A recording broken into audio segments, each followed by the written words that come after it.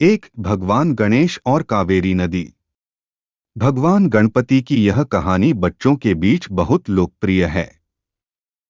एक बार की बात है, ऋषि अगस्त्य ने भगवान ब्रह्मा और शिव से आशीर्वाद मांगा।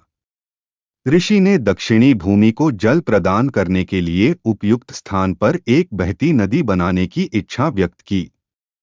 देवताओं ने उनकी प्रार्थना सुनकर उनके कमंडल को पवित्र जल से भर दिया। ऋषि फिर कुर्ग पर्वत पर पहुंचे। रास्ते में उन्हें एक छोटा लड़का दिखा और उन्होंने उससे कहा कि वह अपने पानी से भरे बर्तन का अच्छे से ध्यान रखे क्योंकि उसे शौचालय जाना था। वह छोटा बालक कोई और नहीं बल्कि गणेश जी थे और उन्होंने वह छोटा सा घड़ा जमीन पर रख दिया क्योंकि उन्हें लगा कि वह स्थान नदी के लिए बिल्कुल उपयुक्त है। तभी एक कौआ इस घड़े पर बैठा और ऋषि अगस्त्य ने उसे भगा दिया। कौआ उड़ गया और घड़ा जमीन पर गिर गया, जिससे थोड़ा पानी भी गिर गया। इस जल से कावेरी नदी बनी, जिसे पवित्र नदी माना जाता है। नैतिक। हर कार्य अच्छे उद्देश्य के लिए होता है। इसलिए अगर आपके जीवन में कुछ बुरा भी हो जाए तो भी चिंता न करें, आखिरकार उसका अंत अच्छा ही होगा। धन के देवता कुबेर को इस बात का बहुत घमंड था कि वे सबसे अमीर देवता हैं।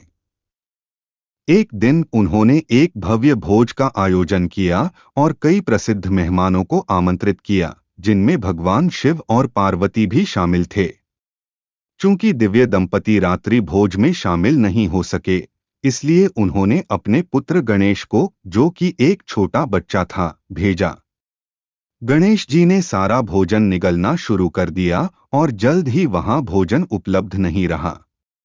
इसके बाद उसने कुबेर की नगरी अलकापुरी में सभी बर्तन, फर्नीचर और अन्य चीजें खाना शुरू कर दिया। इसके बाद गणेश जी ने भोजन के मेजबान को निगलने की कोशिश की और भयभीत कुबेर भगवान शिव के निवास पर गए और उनसे मदद मांगी। भगवान शिव ने गणेश को भुने हुए अनाज का एक प्याला दिया और उनकी भोजन की भूख तुरंत समाप्त हो गई। भगवान कुबेर को अपनी गलती का एहसास हुआ और उन्होंने अपने अभिमान के लिए क्षमा मांगी। नैतिक। आपके पास जो कुछ है उस पर गर्व मत करो। इसके बजाय इस बात पर ध्यान केंद्रित करो कि आप अपनी संपत्ति का उपयोग अच्छे कामों के लिए कैसे कर सकते हैं। भगवान गणेश और देवी पार्वती। बच्चों के लिए यह बाल गणेश कहानी उन्हें सिखाएगी कि उन्हें जानवरों की देखभाल सौम्य तरीके से करनी चाहिए। एक दिन बालक गणेश एक बिल्ली के साथ खेल रहे थे और उसकी पूंछ खींचकर उसे जमीन पर पटककर उसे परेशान कर रहे थे। उन्होंने बिल्ली को छोड़ दिया और अपनी माता देवी पार्वती से मिलने कैलाश पर्वत पर चले गए। उसे घायल देखकर वह स्तब्ध रह गया। जब उसने अपनी मां से इस बारे में पूछा तो उसने जवाब दिया कि यह घाव उसकी हरकतों की वजह से हुआ है। वह बिल्ली का वेश धारण करके उसके साथ खेल रही थी। उन्होंने यह भी कहा कि पशुओं के साथ क्रूरता करना अनुचित है और गणेश को बिल्ली को घायल करने के लिए खेद है। नैतिक। जानवरों को भी इस दुनिया में जीने का पूरा अधिकार है, जैसे इंसानों को है। इसलिए किसी भी जानवर को चोट न पहुंचाएं या उसके साथ बुरा व्यवहार न करें। एक दिन गणेश और उनके छोटे भाई कार्तिकेय खेल रहे थे। उन्हें देवताओं की ओर से एक विशेष फल मिला। बच्चे होने के कारण वे फल बांटने को तैयार नहीं थे। उनके माता पिता भगवान शिव और पार्वती ने कहा कि जो भी सबसे पहले 3 बार दुनिया की परिक्रमा करेगा, उसे अमरता और सर्वोच्च ज्ञान का फल मिलेगा। कार्तिकेय तुरंत अपने मोर पर सवार होकर फल जीतने के लिए चल पड़े। गणेश को दौड़ जीतने की चिंता थी क्योंकि उनका स्वरूप मोटा था और उनके वाहन मूषक के पंख नहीं थे। बाद में उन्होंने अपनी बुद्धि के आधार पर निर्णय लिया और अपने माता पिता से उनकी 3 बार परिक्रमा करने की अनुमति मांगी क्योंकि उन्हें लगता था कि उनके माता पिता ही उनका ब्रह्मांड हैं। गणेश ने दौड़ और फल दोनों जीत लिए। गणेश जी की इस कहानी के दो नैतिक मूल्य हैं। सही समय और सही स्थान पर बुद्धि का प्रयोग। अपने माता पिता का सम्मान करें।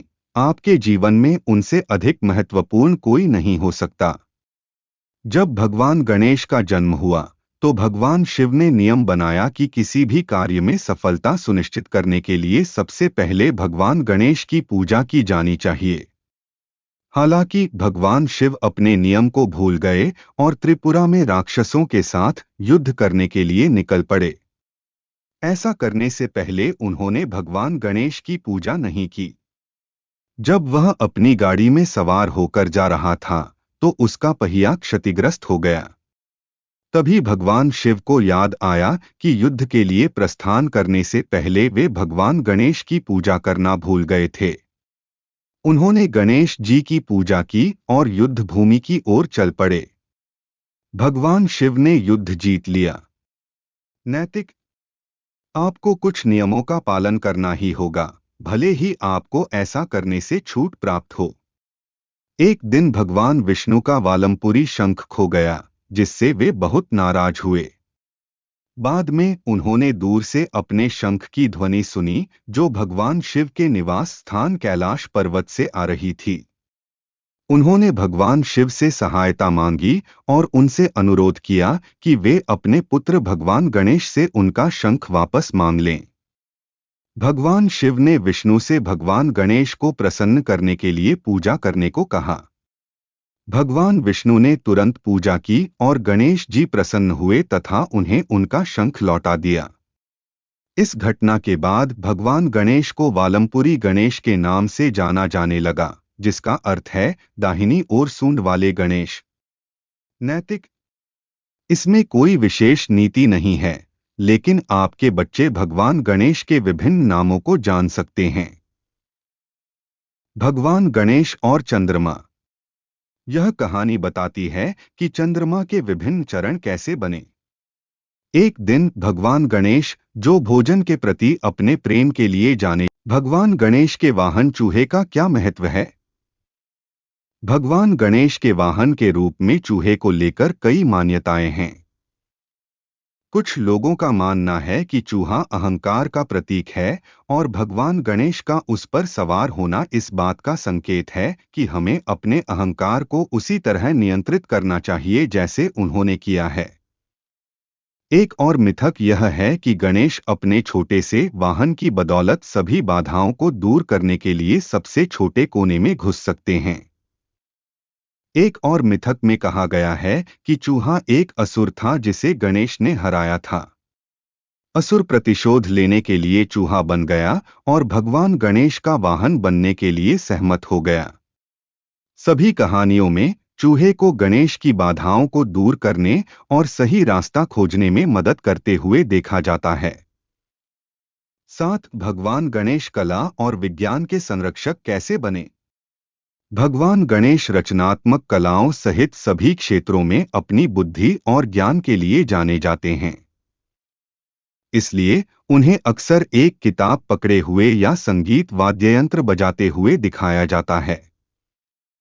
इसलिए उन्हें कला और विज्ञान के संरक्षक के रूप में जाना जाता है।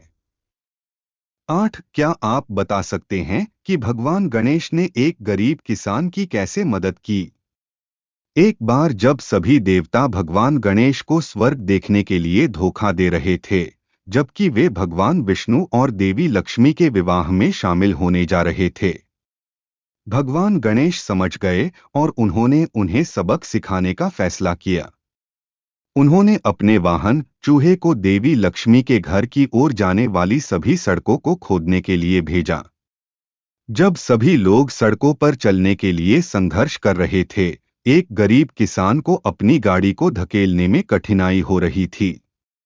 लेकिन जैसे ही उसने भगवान गणेश का नाम लिया, उसका रास्ता तुरंत साफ हो गया और वह आसानी से अपनी गाड़ी चला सकता था। उसने सभी को समझाया कि भगवान गणेश का नाम लेने से उसे कैसे मदद मिली। 9. गणेश चतुर्थी के त्योहार पर भगवान गणेश की पूजा का क्या महत्व है?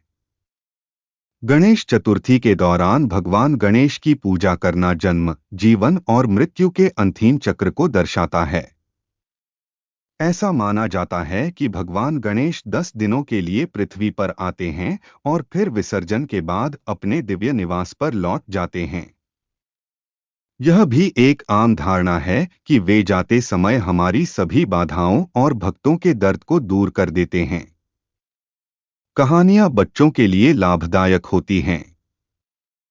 भक्ति की पौराणिक कहानियां बच्चों को नैतिक मूल्यों, सद्गुणों को सीखने में मदद करती हैं और उन्हें हमारी संस्कृति को समझने में भी मदद करती हैं। कहानियां बच्चों को भाषा कौशल सुधारने, जिज्ञासा विकसित करने, एकाग्रता बढ़ाने और सहानुभूति सिखाने में भी मदद करती हैं।